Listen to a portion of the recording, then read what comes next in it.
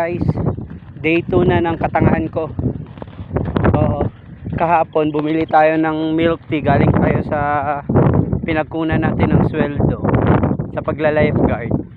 Bitbit ko yung lalagyan ng SJ cam natin, yung SJ8. Bumili ako ng milk tea. Hindi ko napansin pag alis ko. Ewan ko kung bitbit ko, pero nung binalikan nawala na. Siguro mga mahigit isang oras na mahigit. Doon ko na napansin, malayo na yung nilakad ko. Isang oras mahigit ng lakaran na kasi pauwi sa amin, malayo. Doon ko na napansin na wala yung SJ cam ko. Hindi ko dala-dala. Minadali kong balikan doon sa pinagbilhan ko ng milk tea. Pagbalik ko, bad news, wala nga. Pero may isa akong pag-asa na doon ko lang talaga siya naiwan. Gawa ng wala na akong ibang tinigilan. Tsaka wala na din akong ibang binilhan pa or tinigilan pa. Yun lang. Ang pag-asa ko naman may CCTV sila. Ngayon, day 2. Tinanong ko kahapon doon kay ate, yung tindera ng milk teahan. Sabi niya, sa tingin niya daw, dala-dala ko. Alam niya din yung kulay ng bag na maliit yung pouch. Tapos yung sabi niya, dala-dala ko daw. Pero may CCTV sila. Gusto ko makita yung CCTV na pag alis ko na dala-dala ko or baka naiwan ko doon. Tingin ko lang guys. Cross finger tayo na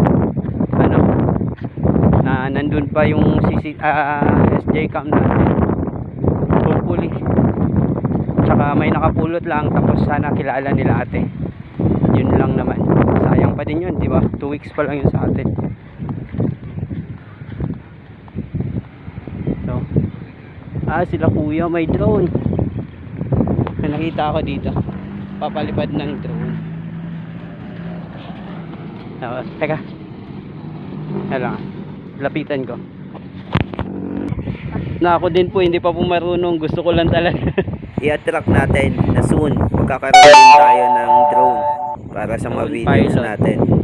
Pilot na si sir. Natakot pa ako. S2S. Malinaw din yung camera? Malinaw din sir. 2K, 4K. 4K.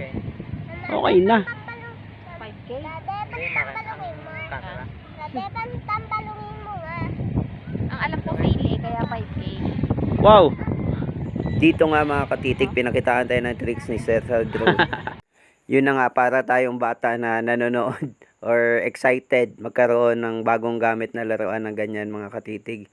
So, manifesting, makabili tayo ng ganyang gamit sa sunod. Sa sandali nga ito, tuwang-tuwa tayo.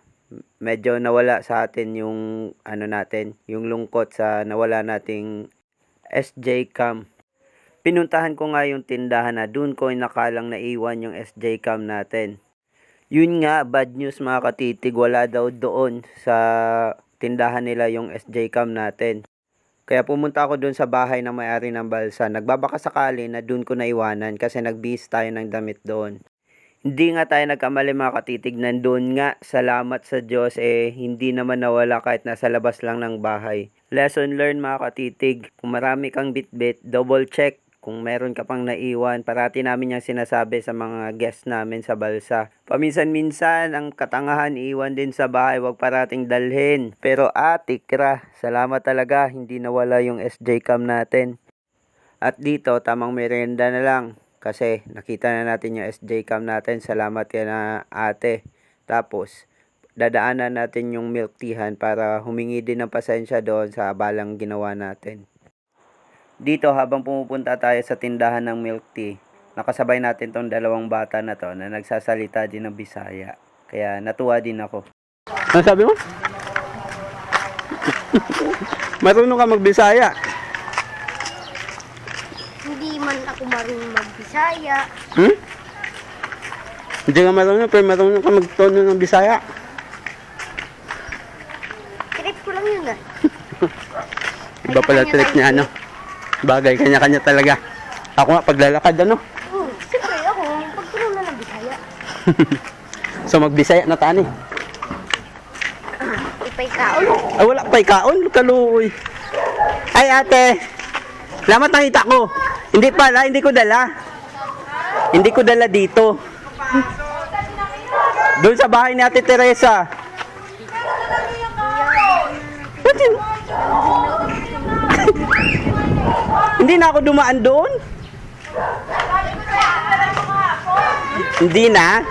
Sabi ko nga, babalik ako dito. Hingi ako tawad. Grabe. Pasensya po talaga. Doon ko pala naiwan. Nagbihis ako doon.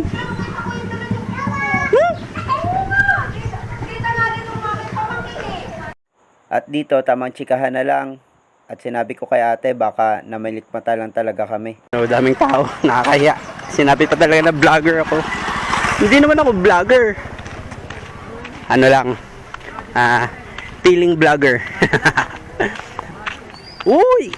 Feeling vlogger ang hayop. Dami naman kasi nila, tinan mo. 'Di ba? Oo, nakakahiya pa. Hindi pa tayo sanay makipagtsikahan sa mga ganun kadaming tao. Soloist pa lang tayo, soloist. So, salamat sa pagsama sa katangahan ko. Hindi ko lang na-documentary yun kahapon. Sobrang busy at saka sobrang lito ng isip ko kung saan ko tumahanap tong camera na to. Kaya, eto. Ay, wala na si kuya. Sayang. Dito yun kanina. Dito yun kanina yung ano, yung may nagpapalipad na drone na nakita ko nung pag-intro ko. Umikot lang ako, nagpapalayo lang ako. Okay na, dito yung nagpapalipad ng drone. Soon, una natin bibilhin na drone ano lang, test drone lang muna. Kung kaya nating paliparin, kaya nating ano, para magamay natin yung pagpalipad ng drone. Hindi pa naman tayo drone pilot, pero at least looking forward tayo na soon track natin na magkakaroon tayo ng drone para mas maganda yung kuha ng mga shots natin sa laot or sa ano ba, camping natin or kung saan pang vlog, diba? So medyo malayo-layo yung lakaran pa, pero bibilisan ko na.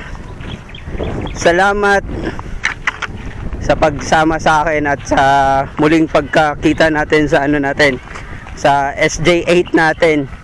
Talagang pangamba ako, hayop na yan. Kapag merenda pa tayo dun kay Ate Teresa, yun yung may-ari ng balsa na sinasampahan ko parati na ano, dun ako nagla-lifeguard parati, yung nakikita nyo sa mga post ko.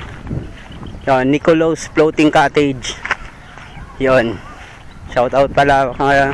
Kung gusto nyo mag-book, gusto nyo mag ano, habol sa summer bakasyon, so pwede kayong magano sa Nicolo's Floating Cottage. Comment lang sa baba para maano natin, mabook namin kayo at mag-enjoy sa summer nyo dito sa Calatagan, Batangas.